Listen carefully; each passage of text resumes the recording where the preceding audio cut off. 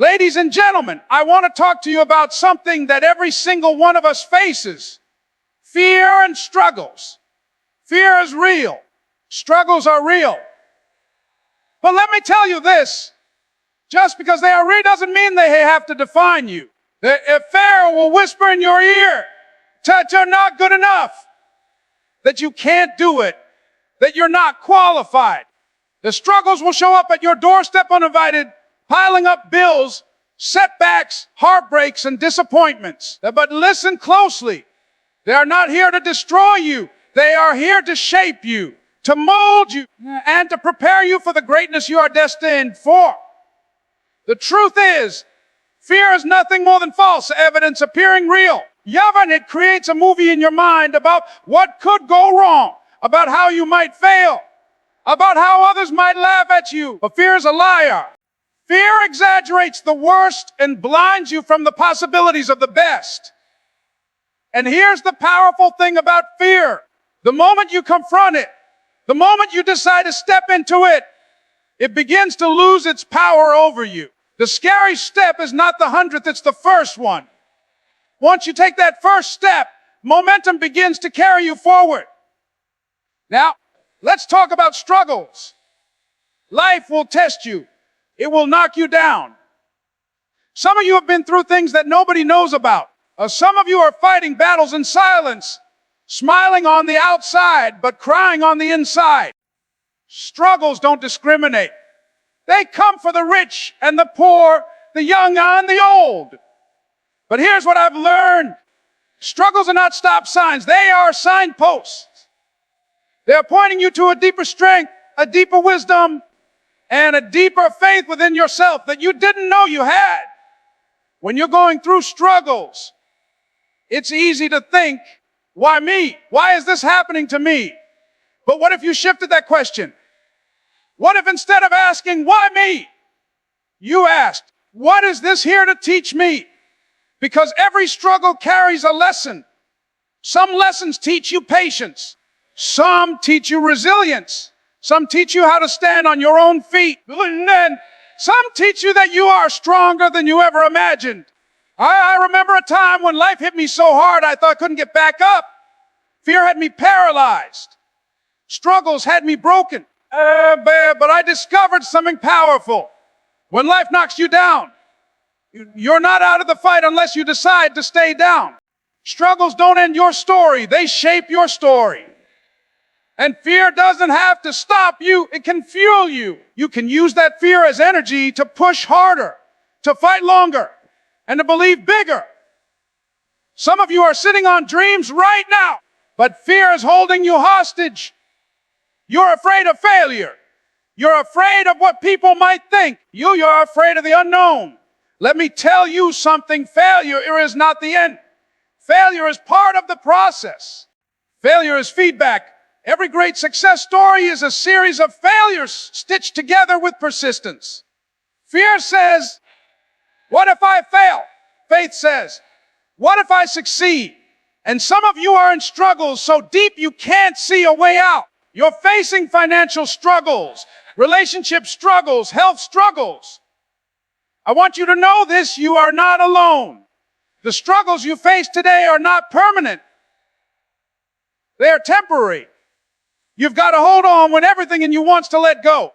You've got to dig deep and remind yourself why you started, what you're fighting for, and who you're becoming in the process. You see, the secret is not to try and live without fear or avoid struggles. The secret is to learn how to move forward in spite of them. Courage is not the absence of fear. It's moving forward while you're afraid.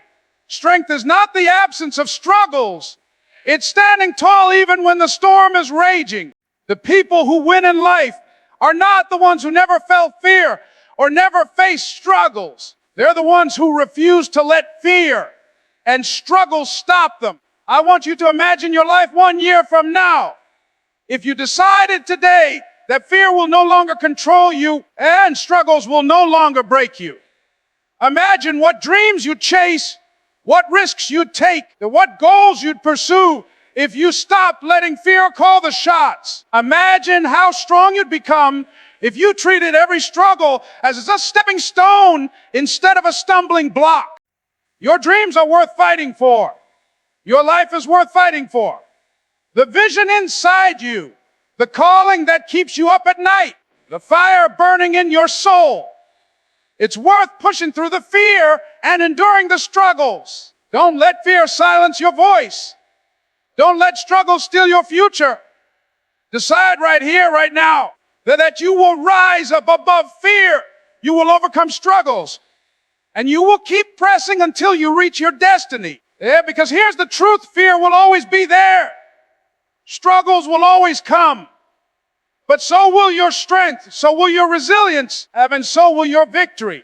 If you refuse to give up, fear is one of the most powerful emotions we will ever experience. And it has a way of convincing us that the worst possible outcome is the most likely outcome. So it whispers in our minds and magnifies every weakness, every doubt, every insecurity until we begin to believe the lie that we are not capable.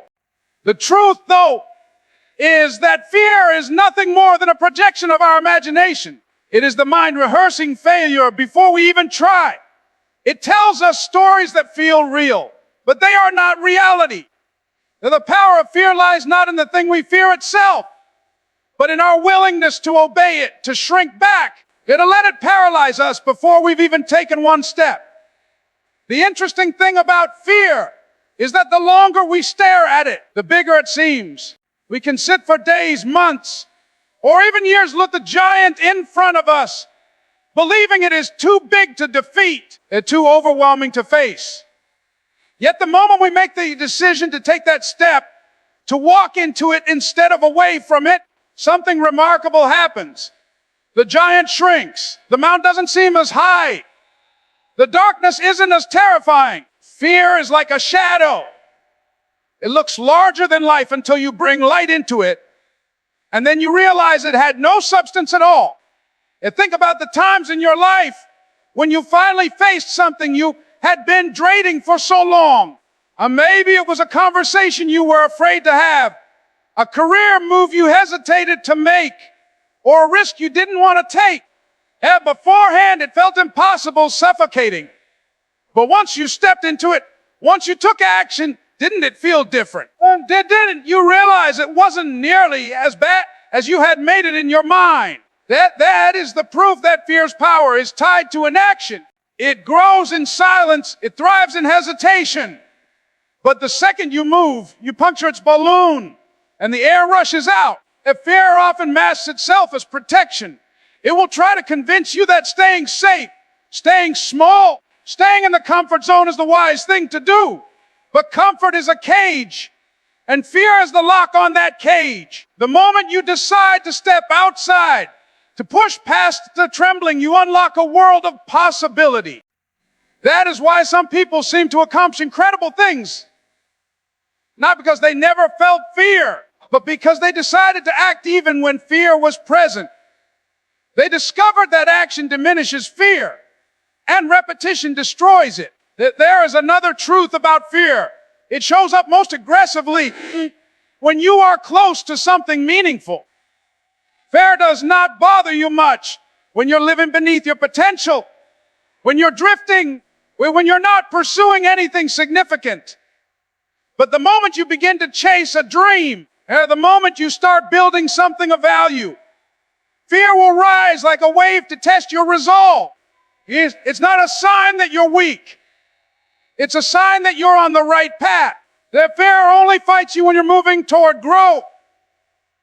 So when you feel it, instead of running away, I'll recognize it as confirmation that you're exactly where you need to be. Some of the most successful people in history have admitted to being afraid before they did the very thing that changed their lives. Actors afraid before stepping on stage. Leaders afraid before speaking to crowds. Entrepreneurs afraid before launching their ideas. But the common denominator is that they all acted anyway. They didn't wait for fear to disappear. They didn't wait to feel ready. They walked in trembling. And through the act of moving, their courage grew stronger than their fear. And that is the key. Courage is not born in the absence of fear. It is born in the presence of it. Every time you face fear, you build a muscle. The first time it shakes you, the second time it rattles you, but each time you choose to act, you weaken its grip. Fear never fully goes away because it will always try to remind you of your limitations. But what changes is your relationship with it. Instead of being a prisoner to it, you learn to live above it. You train your mind to say, I see you, I feel you, but I will not obey you. The shift transforms fear from being a barrier into becoming a compass. When fear shows up, you can use it as a signal that this is exactly the area where you need to grow. The truth is, no one escapes fear. But the difference between those who live small, and those who live fully is that the latter understand fear loses its power the moment you face it. The first step, though shaky and uncertain, robs fear of its dominance. The act of moving forward, even with your heart racing and your palms sweating, is the act that declares that fear will not win. Each time you confront it, it diminishes. Each time you refuse to bow to it, you rise a little higher.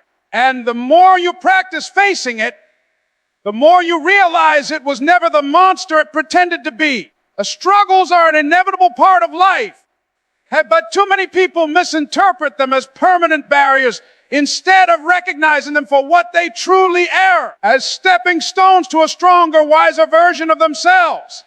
When we encounter setbacks, challenges, or heartbreaks, the instinctive reaction is often to ask, why me?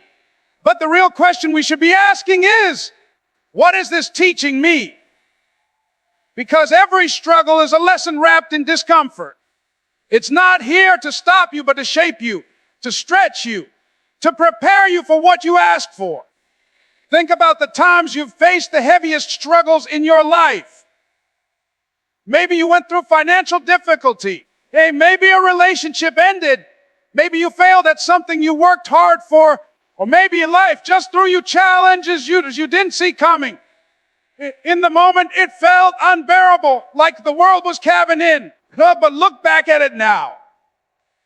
Didn't it teach you strength you didn't know you had? Didn't it force you to dig deeper? To be more resourceful? To discover a resilience you didn't realize lived inside you? That is the gift of struggle.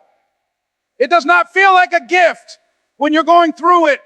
But on the other side, you realize it gave you no easy road to ever provide. When we see struggles as stop signs, where we cut ourselves off from growth, we throw in the towel too early and never discover what was waiting just beyond the pain. But when we view them as stepping stones, we begin to see that they are not here to end us, but to elevate us. Our struggles build the muscles of perseverance. They teach patience. They force us to find new strategies. And they strip away comfort and reveal character. Every struggle you survive makes you stronger for the next one. And that accumulation of strength eventually allows you to climb mountains you once thought were impossible. The danger is that many people quit during the struggle. They misread the process. They think because it's hard, it must not be for them. They believe the discomfort is a signal to stop, when in reality it's a signal to keep going. Diamonds are created under pressure. Steel is forged in fire. And great lives are built through struggle. You cannot expect to have resilience without resistance. And you cannot expect to have courage without challenges. Those struggles are the training ground for greatness. And those who avoid them miss out on the transformation they bring. If you talk to people who have achieved something meaningful in their lives, you'll hear the same pattern over and over again. The struggle almost broke them, but it also built them. They failed more times than they succeeded. They cried, they doubted, they questioned themselves, but they didn't give up. And in the end, the struggle became the very reason they were able to achieve what they set out to do. The lessons hidden inside the pain were exactly what they needed to handle the success when it finally arrived. Without the struggle, they wouldn't have been ready. It's easy to admire someone's success, But what you don't always see is the struggle behind it. The late nights, rejection, the battles with self-doubt, the sacrifices nobody clapped for. Those struggles are invisible to the outside world, but they are the real reason that person stands tall today. Now, the struggles do not take away from your story. They are your story. They are the chapters that add depth and the moments that define the plot, the tests that make the triumph worth celebrating. When life feels heavy and everything seems to be against you, remember that struggles are not a punishment, they are preparation.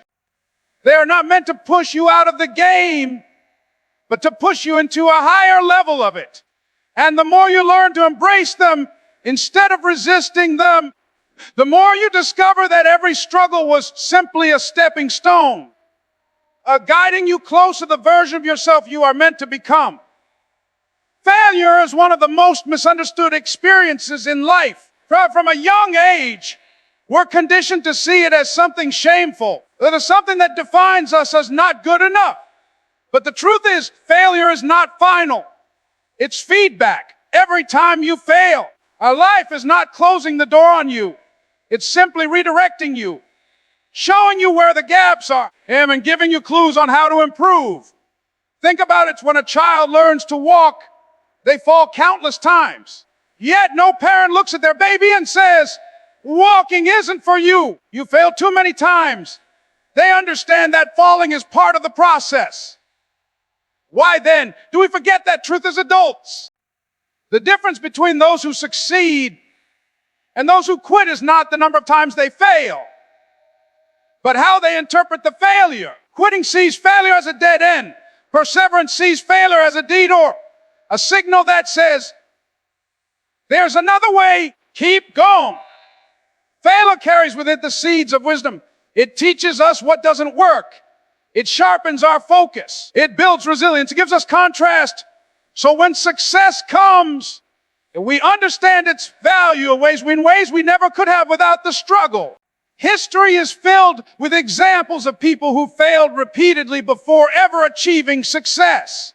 Thomas Edison's light bulb wasn't invented in a single attempt. He tested thousands of variations. Each failure wasn't a loss. It was data, information that brought him closer to the breakthrough. The Wright brothers failed repeatedly in their attempts to fly. And every failed attempt held a lesson that pushed them toward the first successful flight.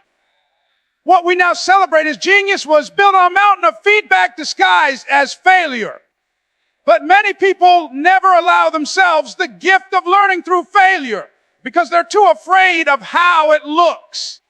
They worry about being judged. They fear embarrassment. They fear that failure makes them less worthy. And what they don't realize is the people who are admired most in this world are not those who never failed, but those who refuse to let failure define them. Failure is not a permanent label. It's a temporary experience. And the moment you see it as feedback, you reclaim its power. The greatest danger is not failing, is never trying. Failure at least moves you forward. It teaches you, it stretches you. Inaction teaches you nothing and keeps you stuck in the same place. People who avoid failure also avoid growth because you cannot grow without risk, and you cannot risk without occasionally falling short. The growth is not in the outcome. It's in the process of standing back up, adjusting, and going again. When you embrace failure as feedback, you stop fearing it. You start asking different questions, but not, what did I fail? But what can I learn here? You stop taking it personally and start taking it as a tool. You begin to realize that every time you fall, you are gathering wisdom, strengthening your persistence, and carving the path toward the version of yourself that is capable of holding the success you seek. Failure is life's way of preparing you for the weight of your dreams. Success without struggle rarely lasts because the character required to sustain it hasn't been built. But when you've failed, learned, and grown, you become someone who not only reaches success, but knows how to keep it. And that transformation only happens when you see failure not as final, but as the most valuable feedback life could ever give you. But courage is often misunderstood as the absence of fear, and in reality, courage is moving forward even while fear is present. Everyone feels fear. The most successful people you admire, the leaders, the innovators, the change makers, they didn't step into their journeys without fear. They stepped in spite of it. Courage is not about waiting until you feel confident. It's about acting even when your hands shake, your heart races, and your mind tries to talk you out of it. Fear whispers to us that we are not ready, that we are not capable, that the risk is too great. Courage responds by saying, I will move forward anyway. When you allow fear to dictate your choices, your life becomes smaller. Opportunities pass by, doors close, dreams fade. Fear has a way of shrinking the vision we hold for ourselves, convincing us to settle for less because it feels safer. But courage expands life. It opens the door to possibilities you never imagined, because each act of courage stretches your boundaries. It teaches you that fear doesn't have to control you, that it can ride in the car with you, but it doesn't get to touch the steering wheel. Think about the moments that shaped you the most. Rarely were they times of comfort. More often, they were moments when you took a leap despite the uncertainty. Maybe it was speaking up when your voice shook, and taking a chance on an opportunity you didn't feel ready for, or pursuing a dream when others doubted you. Though each of those moments required courage, and afterward you realized that fear was as powerful as it seemed. The fear leading up to the action is always louder than the fear during the action. And once you're in motion, courage builds its own momentum. Fear will always be part of the human experience. It's hardwired into us, a survival mechanism designed to keep us safe. But the problem is, in modern life, fear often shows up not to protect us, but to limit us. It keeps us from making the call, from asking the question, from taking the leap. Courage isn't about eliminating fear. It's about putting it in its proper place. Fear is information, but it's not a decision maker. It can alert you to risks, but it should never dictate whether or not you pursue your purpose. The people who accomplish great things don't do so because they were fearless. They do so because they were willing to walk with fear. They understood that courage isn't a one-time act, but a habit. And each time you choose courage, you strengthen it just like a muscle. And over time, what once terrified you becomes manageable, and what once felt impossible becomes part of your new normal. Courage compounds. It grows with every step you take outside of your comfort zone. Fear will always try to keep you small, but courage gives you the chance to live large. It gives you the chance to tell your story, to live your dream, or to fulfill your potential. Courage is the bridge between where you are and where you want to be. And the only way to cross that bridge is to take the first step, even if you're trembling as you do it.